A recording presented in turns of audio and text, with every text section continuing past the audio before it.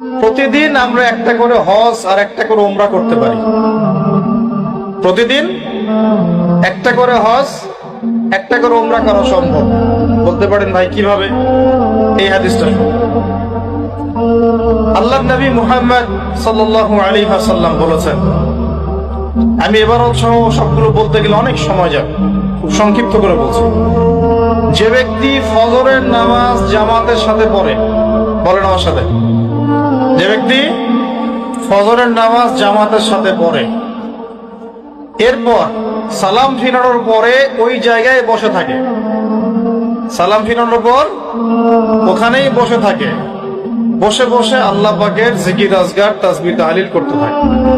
ধরেন আপনি আয়াতুল কুরসি পড়লেন, 3 কুল পড়লেন, ঠিক আছে, আপনি সুবহানাল্লাহ পড়ছেন, আলহামদুলিল্লাহ পড়ছেন, আল্লাহু আকবার পড়ছেন, মানে যেগুলো জিকির আজগার, মাসনুন জিকির আজগার, যেগুলো অথেন্টিক প্রমাণিত।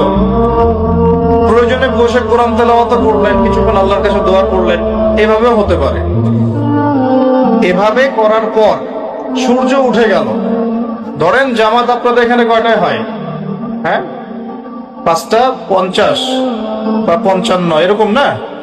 সূর্যোদয় তো হচ্ছে এখন প্রায় 6:30 কি 40-এর দিকে।